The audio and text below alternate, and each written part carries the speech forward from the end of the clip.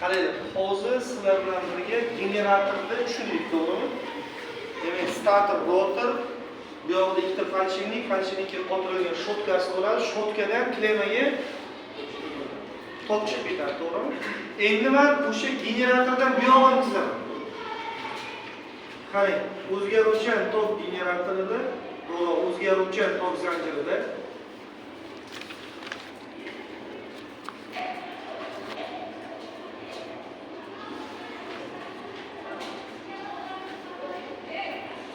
aktiv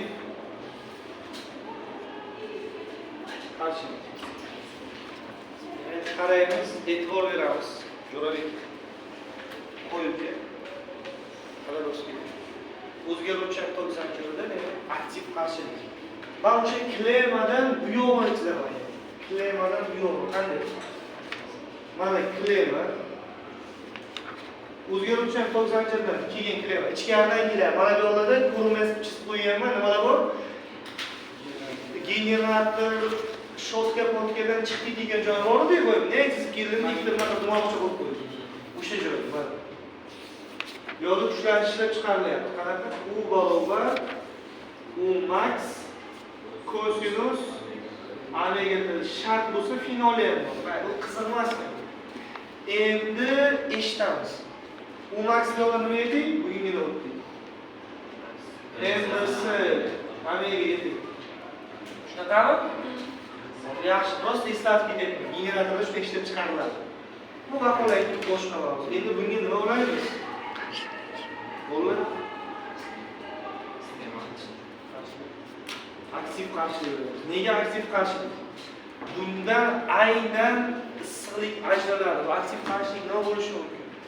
Pilisos, lampochka, ventilyator, konditsioner, zaryadchik, любой narsa. Tushundingizmi? Любой iste'molchi aktiv qarshilik bo'ladi. Demak, ketdi. Chizib oldik. Endi bir narsani yozaman. Bu shu qadar idealki, mana bu generatordan primoy chiqyapti-ku kuchlanish. EUKga o'xshab, esingizda bo'lsa, EUKning o'zida ichki qarshiligi bo'lardi-ku. O'sha ichki qarshilikka kuchlanishni ishlab chiqarilayotgan EUKning bir qismini olib qoladi, to'g'rimi? Bu uni qilmaydi. Ishlab chiqarilayotgan u kuchlanishni hammasini nima qiladi? Mana bunga tashlab beradi. Tushunasizlar? E'tibor beryapman. Ishlab chiqarilayotgan kuchlanishni hammasi bunga qo'yib beriladi. Mana bu kuchlanish. U o'tdi. Tushundinglar? Endi avtomatik savol tug'iladi. Endi yozib qo'yaylik. Kuchlanishni yozib qo'yaylik, mayli. Kuchlanishni yozib qo'ysak, qarang. Nima bo'ladi? Qarshilikka tushayotgan kuchlanish. Xuddi men yozganimda u barobar u o'tga barobar max kosinus omega t plus finol.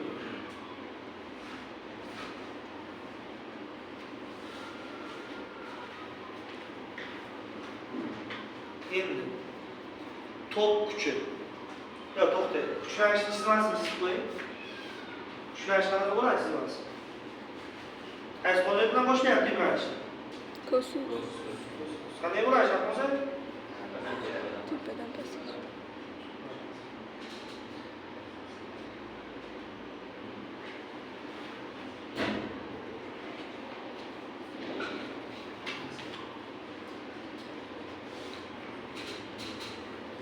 U max bilan minus u max orasida bo'ladi. Shunaqa?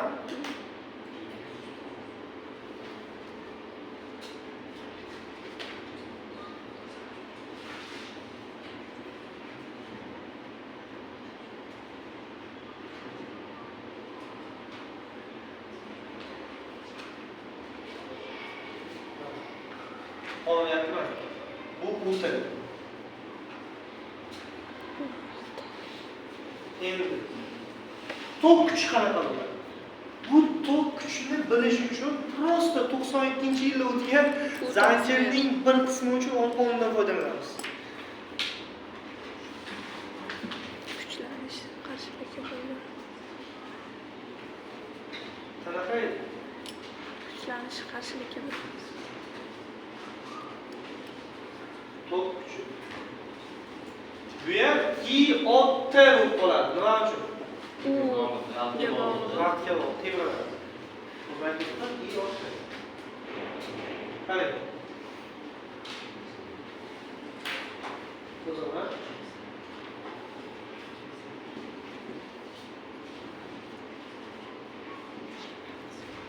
zanjirning bir qismini tushunsak. Ohm qonuniga ko'ra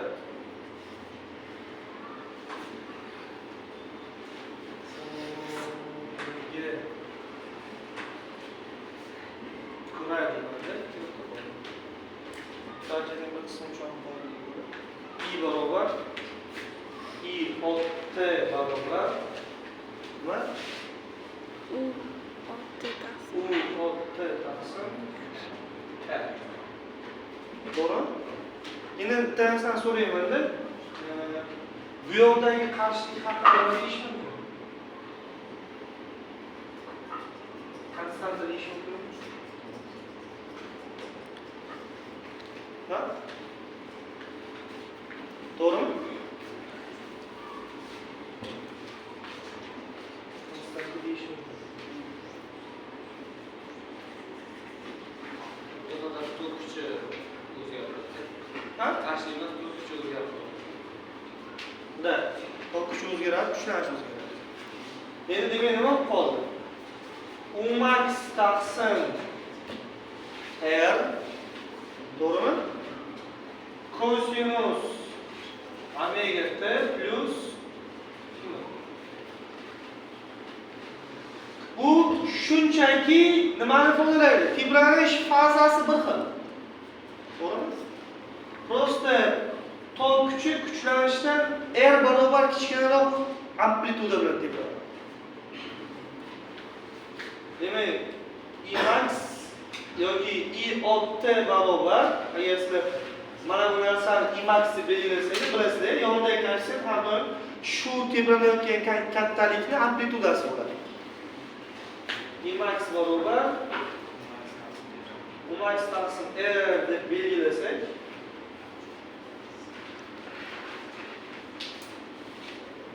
tushunsa I max cosinus omega T plus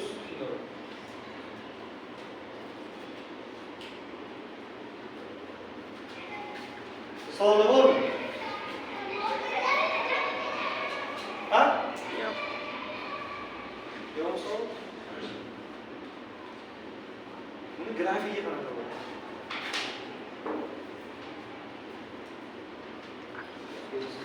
Ha, chiroyli sanaladi.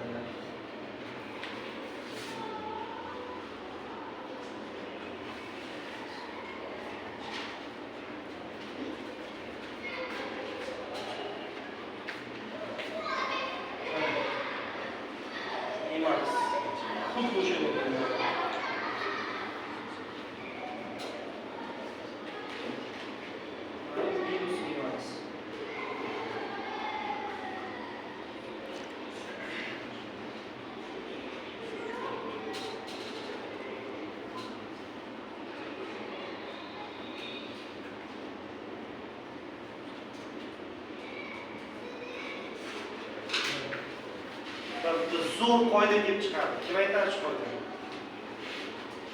Kuchlanish qaysi holatda o'zgaruvchan tok zanjiriga aktiv qarshilik qilingan paytda aktiv qarshilikka tushayotgan kuchlanish va unda o'tayotgan tok kuchi bir xil fazada tebranadi. To'g'rimi? Ana bu narsani hozir fazasini yo'qlamasak, oxirida uchta g'alati qurilmani bir vaqtda o'ylayman-da. Bu уже podarka emas. Bu ham qiyin mexanizm.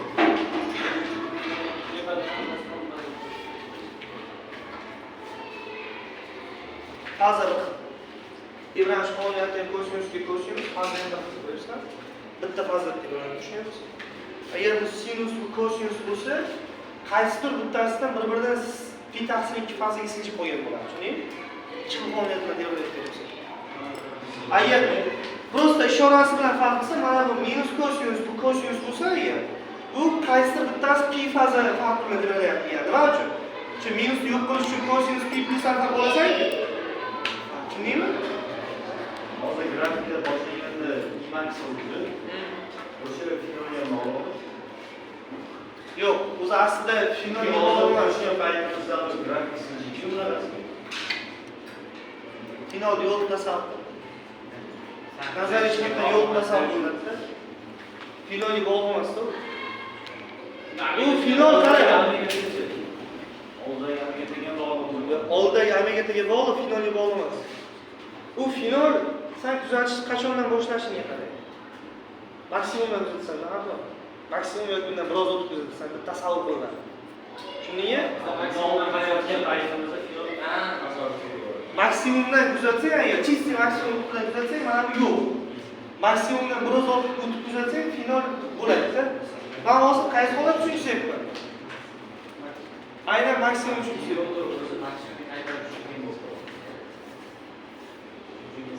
Agar final bo'lsa, qarang. Bunda final bo'lsa, bunda ham final bo'ladi. Bitta gap siljimaydi, siljiyni ikki oyga siljiydi. Ana endi zo'r narsani yozamiz. Qarang.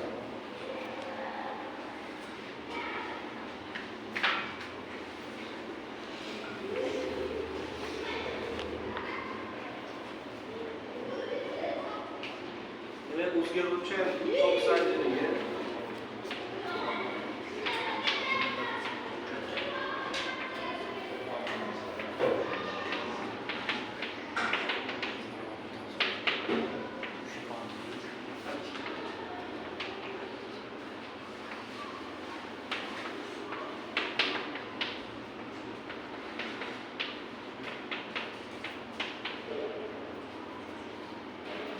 aktiv qarshiligi belgilanadi. O'zgaruvchi tok zanjiriga aktiv qarshilik belgilanadi. Qarang. Bu aktiv qarshilikka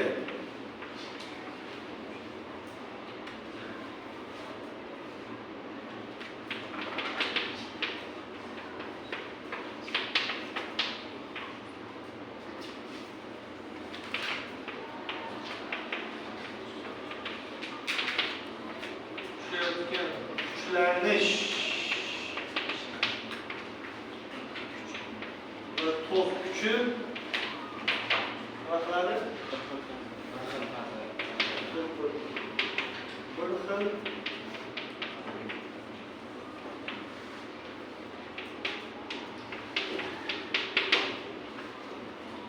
fazada tepadi.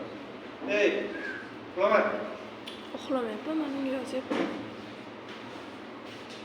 Uddaloni ham ketadi. Qarang. Mana.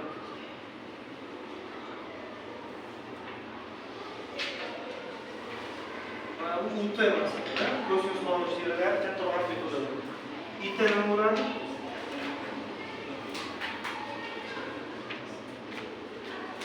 Buni kitoblarda kichkina i qilib qo'yadi. I oldi qilib qo'yadi. Kichkina i.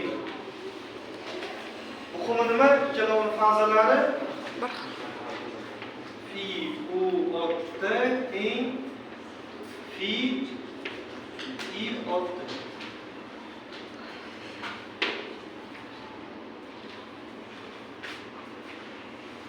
Tushundinglarmi? Bitta fazani dedi.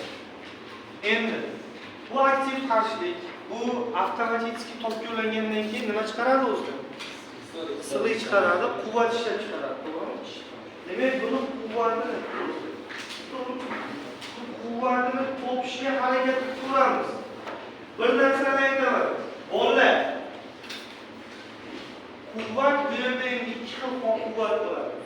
Birinchisi oliy quvvat, ikkinchisi samarador effektiv quvvat deyiladi. Osonrog'idan boshlaydi. Oliy quvvatdan boshlaydi.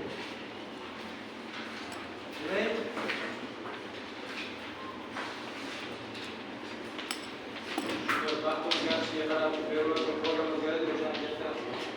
har xil quvvat ishlab chiqaradi. Aktiv qarshilikdan ajralayotgan 10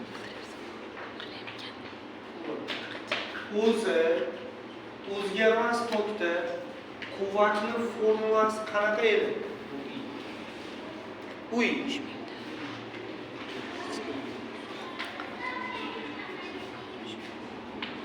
H barobar yo'q u edi. Shunaqami? Yoki u kvadrat taqsim r yoki I kvadrat r. Shunaqami? Endi qarang. Mana bu biz uchun oddiy u emas. Endi bu u зависит от t. I ham I зависит от t. Shunaqami? I t'dan kelishda o'zgaruvchi. Endi demak, quvvat ham vaqt o'tishi bilan nima qiladi? Har xil quvvat ishlab chiqariladi. Vaqtga bog'liq holatda. Buni qachon kuzatamiz? Hozir ham bizga kelayotgan qurilmalarda shunaqa bo'lyapti. Faqat muammo nimada? Faqat bizda shu tokni chastotasi katta juda ham, biz uni tebranishini sezmaymiz. Lekin kimda islomnikida hisoblasanglar, lampochkani zamedlenniy kadrda olamiz 240 fps da. Keyin uni sekinlashtirilgan videosini sizlarga qo'yib beraman. Lampochkani o'chib yonayotganini sezasiz.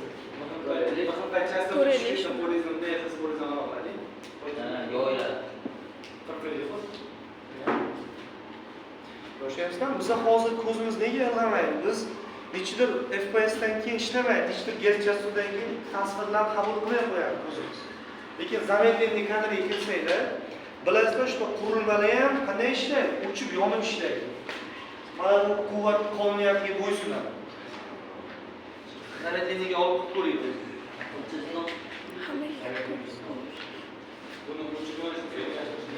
Ha? Mayli, buni qo'yinglar. Muhimi nimada? Ajralayotgan quvvatni nima qilishida? Vaqtga bog'liq ekanligi. Hozir men o'rniga qo'yaman. Endi bu o'zgarmas tok bo'ladi. Bizda deylik nima bo'ladi? P or T bo'ladi.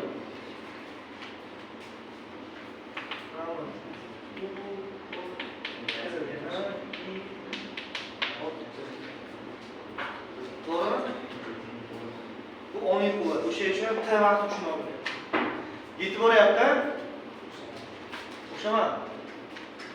Bekorga so'zlama. Ma'lum bo'lsa, istratmaydi agar o'zgarmagan doktor bo'lsa, o'sha qoladi. Ha, yana bitta sezishinglar mumkin bo'lgan narsa, qo'linglar to'kilgan payt qanday bo'ladi? Qaltiratib bo'ladi. Agar o'zgarmas tok bo'lsa bo'yku, bitta yopishlar yurak yorilguncha bo'ladi. Odam to'kilgan payt yurak kengayadi. Agar mana shu qaltiratmaganda edi, bitta ushlaysan-ku, yuraging maksimal darajada kengayadi, ichidan yuraging yoriladi. Niye? O'sha uchun o'zgarmas tok kerak. Mayli. Mana bu o'rniga yetib qo'yamizmi? Yuragida ishlash uchun uradi-yu.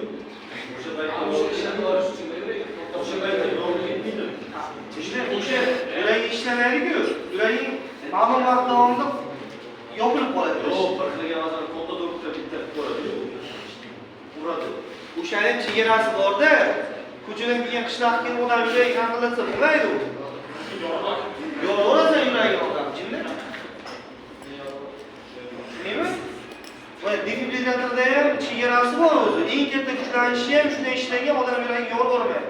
Prosta muskulni yaxshilab bitta ocha yopadi, shu yuragi ishlab ketishi uchun. Tushundingizmi? To'kizda odamning tanasidan qanaqa yorib chiqadi? Bilmayman, mana qarang. Endi o'rniga qo'yaman. P olti formulasi qanaqa edi? U max cosinus omega t plus phi 0.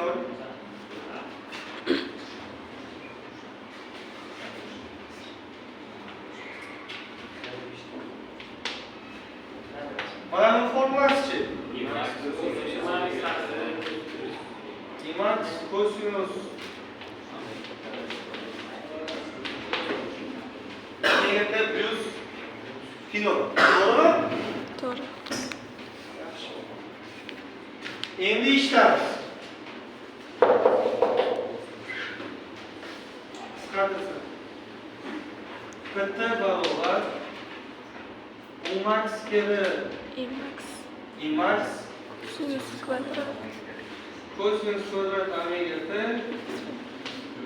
plus finoma. Bitta formulasi mana oling oldi. Oling quvvat. Endi xohlasanglar Umax bilan Imaxni birini Umax kvadrat taqsim r qo'yasizlar, chunki Imax nima edi? Umax taqsim.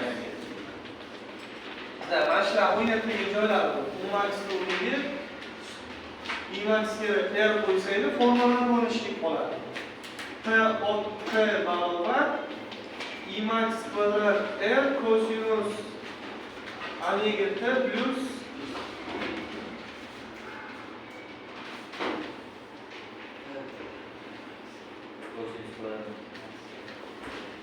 kosinus kvadrat. Tushunasizlar? Agar men Imax o'rniga Umax taqsim r qo'ysam,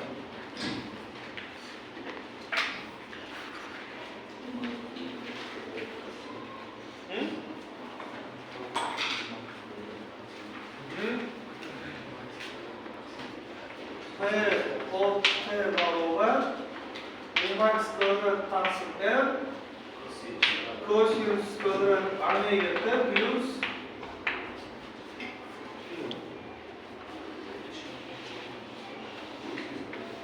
qaranglar. Oniy quvvatni kamchiligi nimada va bu nima uchun ishlatiladi va kamchiligi nimada? Kim aytadi? Birinchi savol beraman. Nega oniy quvvat? Generatorda borku. Ha? Yerportda. Generator.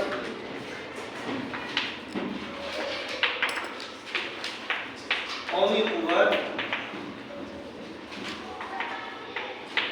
ayni bir vaqt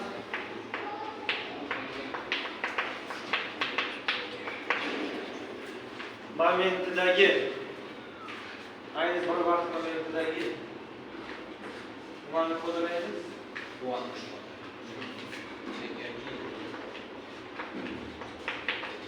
Quvvatni ifodalaydi. O'sha ishning formulasi nima? U P ot T, to'g'rimi? Vaqtga bog'liq. Sen buni qo'yganingda, masalan, eshiting. Buni qo'yganingda bitta narsadan yutasan, nimada? Buni qo'ygan paytingda aynan o'sha vaqt momentidagi topasan, tushunsan?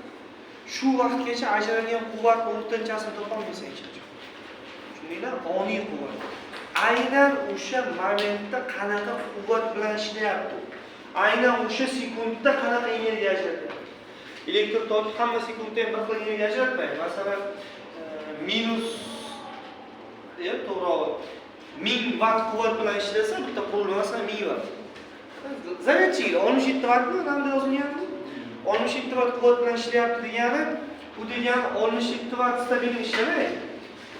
67 dan nechigachadan ishlaydi, tushunasizmi? Ha, yoki mana bunga 70 vatt yozilgan, ochingizlar 70 vatt. Bundan bilishni so'rmaydi. Bu degani любой vaqt momentida ushlab ko'rsang, o'sha paytda 70 vatt quvvat hosil qilyapti degani emas.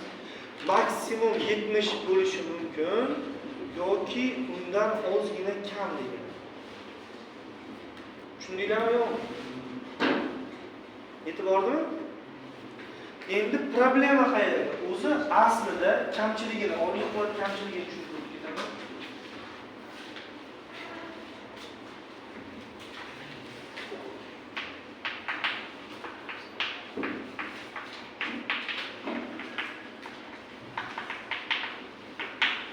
Oniy quvvat kamchiligi. Qarang.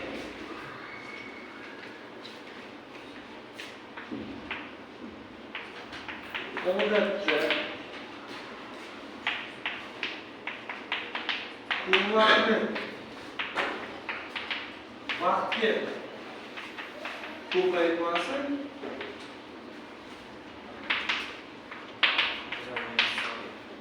ajralgan issiqligi. Tushunarlimi?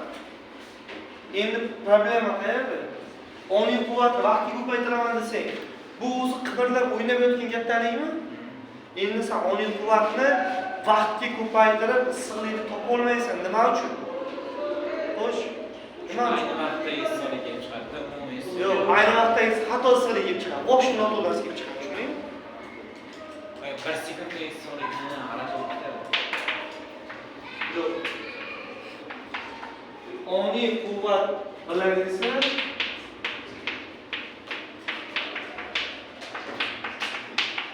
bunday qilib bo'lmaydi.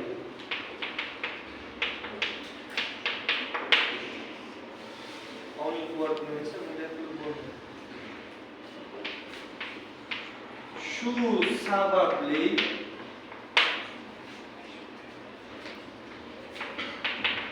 o'ning quvvatini o'zgarmas teng kuchli qiymatga ega bo'lgan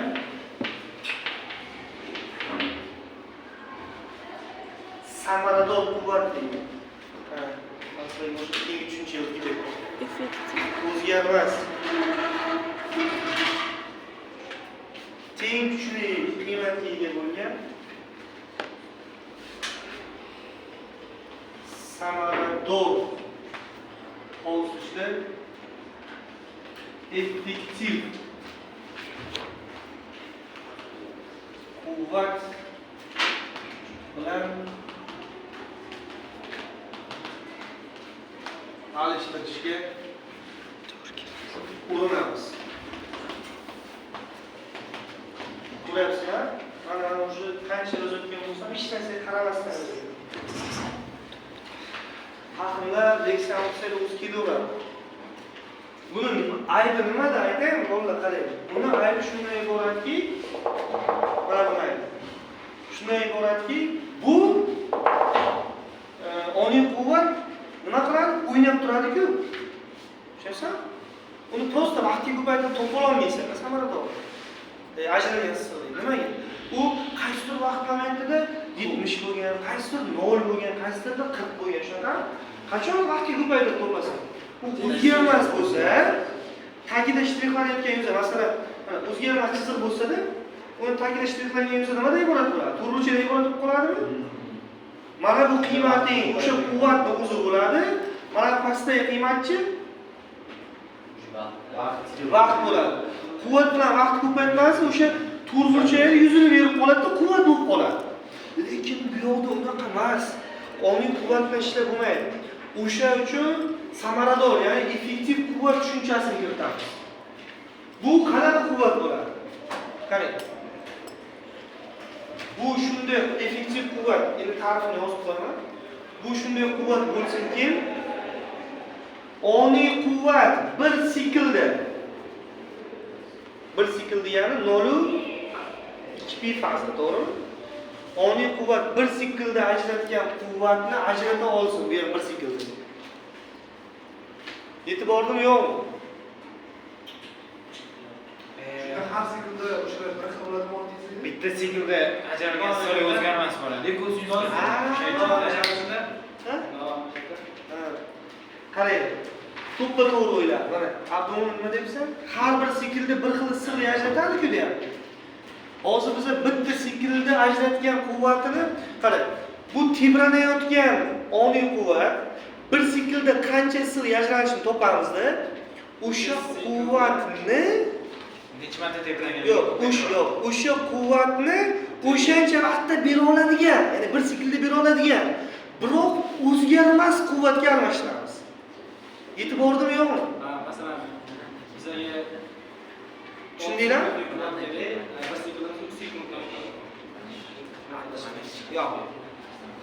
Mana tebranib turib 50 joul quvvat ajratdi, tebranib turib. Endi qara, tebranib turib 50 joul quvvat ajratdi, yana tushuntiraman. 10 sekundda ajratdi. O'zi aslida u 100 ham bo'lgan, 40 ham bo'lgan, to'g'rimi? qancha quvvatni ajratdi bilmaymiz. Lekin biz aytishimiz mumkin. To'xta, o'rtachasi qancha desam, o'rtachasi qancha desam, tebranishni bilmaydigan odam kelib nima deydi? Menga qaraydi. Quvvat o'zi nima deydi? Javob keladi-da. Shuni ham bilmaysanmi deydi. 1 sekund ajralgan sirli deydi. Bo'lmasa savolingni boshdan qaytar deydi keyin. Keyin javob aytadi. Qara deydi. 50 sekundda 10 joul sirlik ajralgan bo'lsa, xo'p, endi deydi. 1 sekundda ajralgan sirlik bu quvvat bo'lsa, quvvat qancha ekan? Loh deydi. Ne qarayapti? 50 deydi. Ha? 10 ga bo'lsak deydi. 10 joul ajraldi. 50 joul ajraldi 10 sekundda. 5 vatt ekan quvvat deydi. Keyin javob aytadi. Bu o'zgaruvchan to'p. Keyin aytadi, nima qildi deydi. Buni deydi iste'molchi, men masalan tushunaman, masalan, ochki taqib olib, botanikka o'xshab nimalar deyverasan, oddiy qilib ayt menga deydi. Ana shu menga oddiy qilib ayt bo'ladi mana shu. Tushundinglarmi? Ha? Qarang.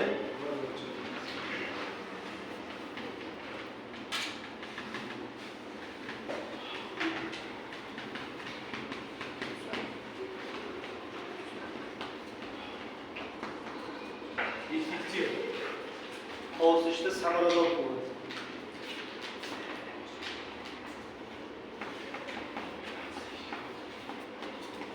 Tebranuvchi oniy quvvat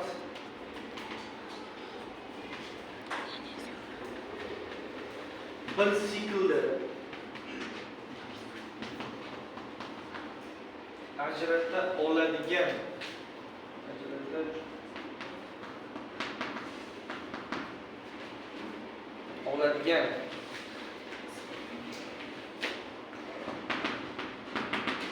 issiqlikni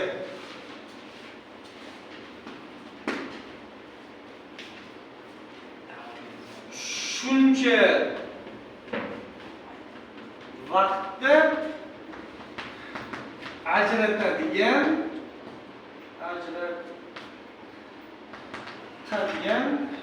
o'zgarmas quvvat. Endi tushuninglarmi? Qaytadan bitta o'qiylik. Bir siklda, ya'ni bir sikl degani nima degani? Quvvatdan tebranyapti-yu. Bitta tebranguncha quvvat tebranib har xil qiymatda sig'ayadi-da, vaqtlarga, oniy vaqtlarga bo'lchisi. Ba'zida kam, ba'zida ko'p, lekin qanaqadir quvvat ajratadi. O'shani qaraydi. O'shancha vaqtda issiqlik chiqarib beradi. Oniy quvvat qancha, masalan, 1 sekundda qancha issiqlik chiqarsa, bu ham shuncha issiqlik chiqaradi. Faqat farqi nimada? Bu effektiv quvvatimiz tebranmaydigani bilan almashtiriladi.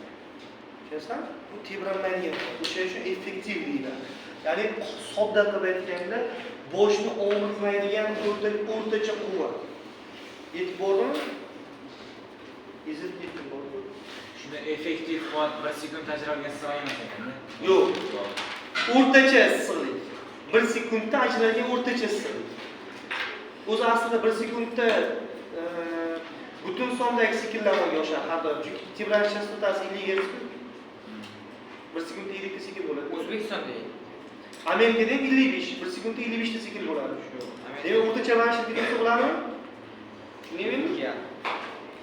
Endi nima qilamiz? Qara. Hamma eshitsin. Endi nima qilamiz? Isbotlab beraymi yoki primoy yozib o'tib ketaveraymi? isbotlaymi, integral bilanmi? Isbotlaymi. Isbotlaymiz, ha? Qarang. Bu ta'rifga ko'ra isbotlaymiz.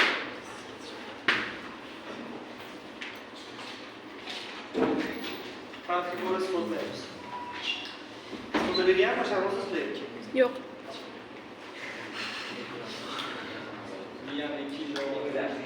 Yo'q, isbotlayman. Nima qilyapti? Mana shuni isbotlaymiz. Bitta sikl degani qancha vaqt degani bo'ladi? 4 dan davrgacha. Noldan davrgacha, shunday. Noldan davrgacha P ot T dt. Mana shu nima? Bu qanaqa sirli bu? O'zgaruvchan quvvatni, ya'ni qonuniy quvvatni bir sikl davomida ajratadigan sirli. To'g'rimi?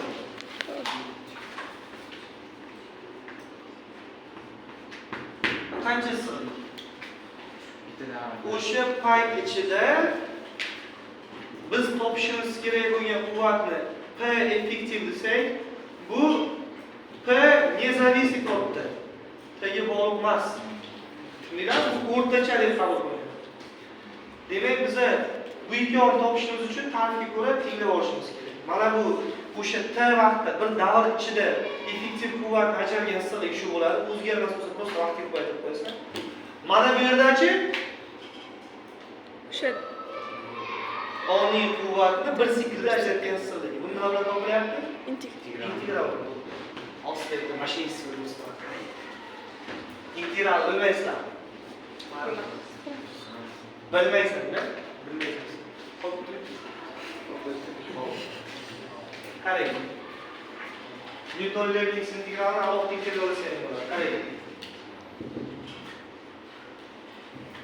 Mana bu formulasi qanaqa edi? U max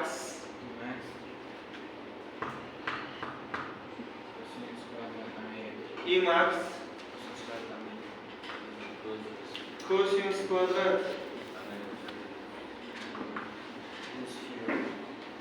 omega t. Shunaqa? Anavi plus finalli nechov? Plus final yozmasang bo'ladi. Endi shunaqami? Xo'p. Bu yo'lni P effektiv kerak katta T bilan ochiladi. Endi qarang. Daraja pasaytirish formulasiga tashlab yuborsam, mana bu narsa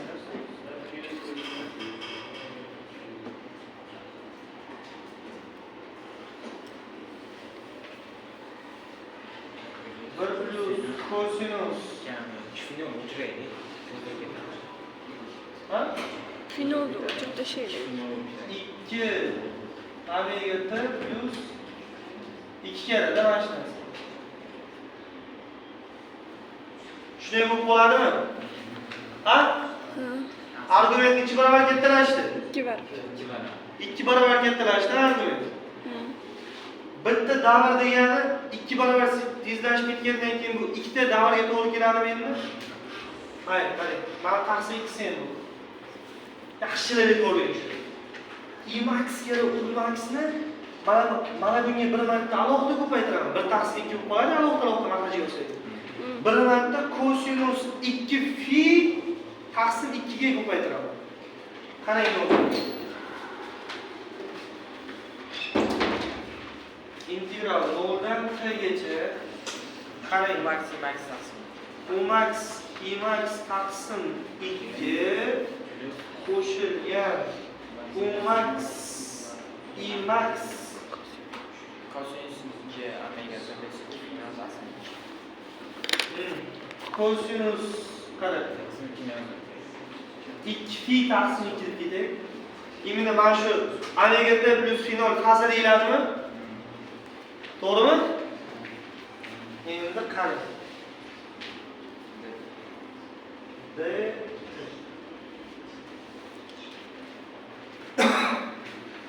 bu yo'ldan nima ayting? P effektiv kerak. Endi bir narsani aytaman. Bir davr ichida agar uni fazasi fi faza bilan tebranganda bir marta to'liq tebranadi, to'g'rimi? Lekin mana bu funksiya nechta tebranadi? Mana bu narsa 0 tengsa nima deysiz? Endi mana shu integral 0 teng. Hop shuni beraman. 0 dan t gacha u max I max cosinus 2 fi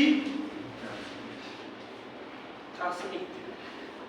Mana shu narsa nolga teng. Nima uchun? Любой funksiya trigonometrik sinus va kosinus funksiyalar o'zini karrali davrlarida integral non chiqaveradi. Bunda hozir nechta tebranch bo'ladi? Ikkita tebranch. Nimaga? 0 dan t-gacha degani o'zi aslida 0 dan 2 pigacha deganimi? 0 dan 2 pigacha desang, 0 dan 2 pigacha desang, mana bu kelib qo'yganingiz 0 dan 4 pigacha bo'ladimi? Mana bu integral 0. Nega? Newton-Leibniz qismasini chizaman. Mana bu u max kari I max taqsim 2 deydi. Shunaqami? Hozir mana shuning katta qiymati mana shu qoladi, 0 deb qo'yib o'rsak. Lekin integral nechagacha bo'lishi kerak, qarang. Bitta tebranch mana buni. Shunaqami? Dört nechta tebranch bo'lyapti? Ha? Yana bitta tebranch bo'lyapti. Nega? 2 pi turibdi hozir. Qarang. Mana bu shuni ikkiga bo'laman. Newton-Leibniz formulasini istayman. Mana bu bilan mana bu ketadi. Bir xil yuzaladimi? Mana bu bilan mana bu ketadi. Mana bu bilan mana bu ketadi. Mana bu bilan mana bu ketadi. Integral nol qoladi. O'sha Newton-Leibniz integral defekt deyiladi, bu narsa. Yuzani minus bilan hisoblashi shu integral defekt deydi. Esingizda? Integral defekt nimani ko'rsatadi?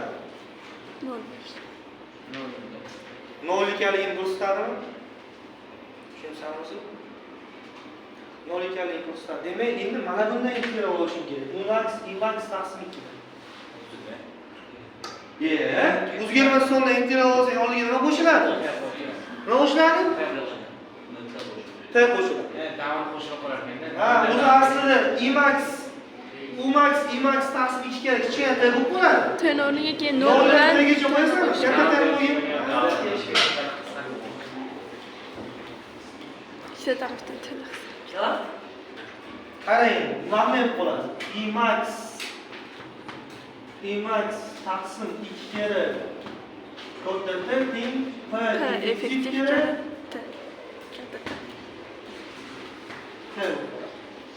Vay, buni yozishga joy qolmay qoldi. Effektiv quvvat formulasini ekan katta narsa. Max taqsim 2.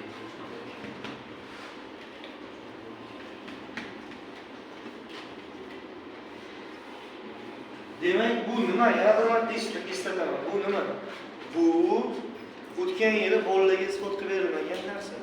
Ikkinchida asl mohiyati bu shuki, issiqlikni hisoblayotgan paytingda oniy quvvatni o'rniga doimiy sifatida kiritib olish mumkin bo'lgan quvvat bu. Tushundinglarmi? Tushunyapsizlar? Mana bu tebranayotgan quvvatdan farqi nimada? Oniy quvvatdan, orqadagi oniy quvvatdan farqi. Bu o'zgarmas, lekin oniy quvvat qancha issiqlik bersa, ma'lum vaqt ichida, buni ham o'sha vaqt ichida shuncha issiqlik berishga aqli yetadi.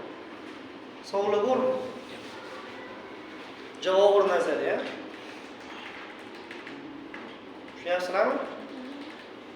Buni hali davom ettiramiz. Yozib o'ring. Effektiv quvvat formulasi nima ekan? U max mana bu effektiv quvvatni formulasi. Uni bolalar qarang, agar men U maxni I max kere R bilan almashtirsa, effektiv quvvat formulasi qanaqa bo'lib qoladi? I max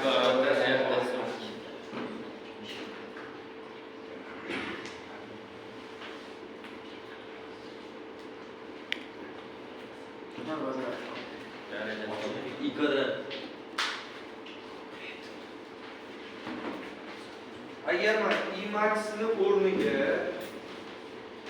U max taqsim R qo'ysam nima bo'ladi?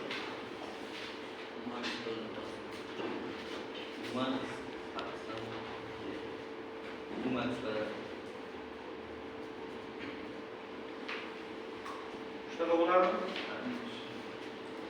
Endi qarang. Bu effektiv quvvatni tashkil etuvchi effektiv tok kuchi va effektiv kuchlar tushunchalari. Endi effektiv to'xtaydi. Effektiv quvvat nima uchun kerak? Endi o'shani yozib ketaylik. T vaqti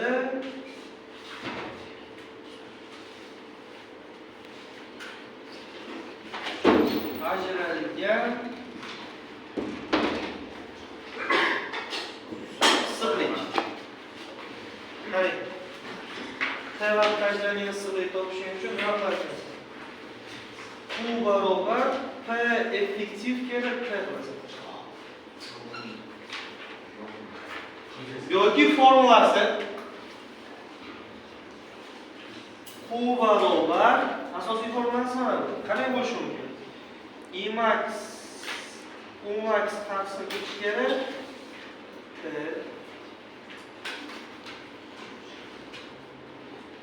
I max kvadrat taqsim 2 R kere T I max kvadrati R kere T taqsim 2. Endi qarang. Shu quvvatni ajratib bera oladigan tok kuchi ham bor. Effektiv kuchlanish va effektiv tok kuchi deydi. Qarang, samarador kuchlanish samarador bo'lishda effektiv xatni yoziladi. Kuchlanish va tok kuchi. Ya'ni bu nima? Bu ham bilasizlar, tok kuchini nima qilardik? Garmonika bilan-ku, o'sha tok kuchini almashtirish mumkin bo'lgan, lekin o'sha tok kuchi bilan bir xil samaradorlik beradigan o'zgarmas tok. Tushundinglar? Effektiv tok degan. Yoki effektiv kuchlanish bu nima? O'sha tebralayotgan kuchlanish bilan almashtirish mumkin bo'lgan, lekin xuddi o'shanaqa effekt beradigan o'zgarmas kuchlanish. Buni qiymati nima ekan? Qarang, I max I effektiv barobar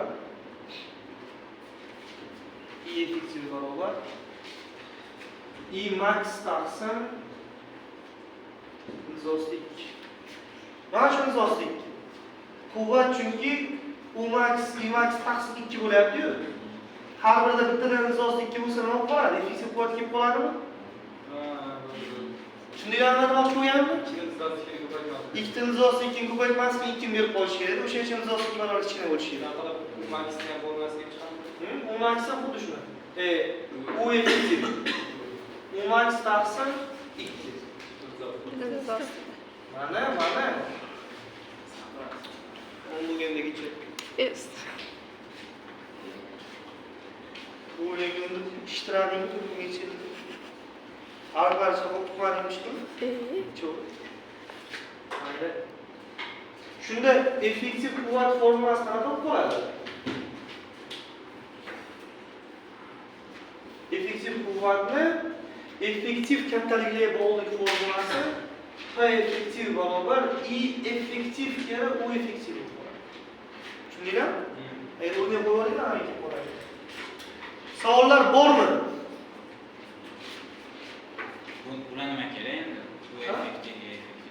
Masala shunga qaytib shu o'rasan. Shu yerda qo'yib anaqa qilaveramiz. Ha, masalan, aytadi, kuchlanishning amplitudasi 200 volt. Tok kuchiniki 20 amper deydi. Keyin aytadi, falon vaqt ichida ajralib chiqqan quvvatni toping yoki effektiv tok kuchini toping deydi. Agar effektiv tok kuchini toping desa, maksimal tok kuchini nizoslikka bo'lasan bo'ladi. Tushundingmi? Yoki effektiv kuchlanish so'raydi, buni nizoslikka bo'lasan. Hatto bular o'sha ajralib chiqqan issiqlikni topishdan boshqa funksiyasi yo'q. Yo'q, stabillash. Qara, almashtirish, o'sha tebranuvchi kattalikni almashtirish mumkin bo'lgan, o'sha bilan bir xil, ya'ni ekvivalent effekt beradigan o'zgarmas kattalik. Tushuntira oldimmi? Hammasi energiyani stabil chiqmaganligi tufayli stabil bilan almashtirish mumkin bo'lgan kattaliklari bu effektiv samaradagi samaradorlik 1000 marta aytdim. Marjon o'tirib kulyapti. Nega o'tirsizlar?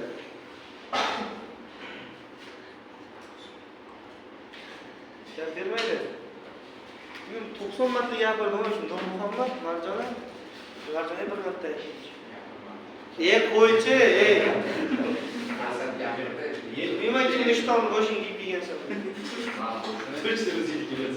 Yo'q, tushundim-da. Og'zi yopilmaydi.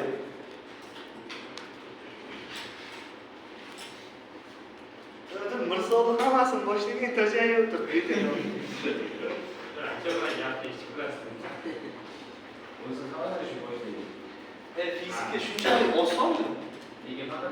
Ha? Tushunish qiyin bo'lgan mavzularga bular.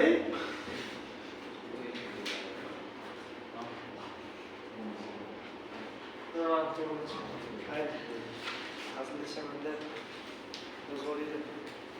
shu bilan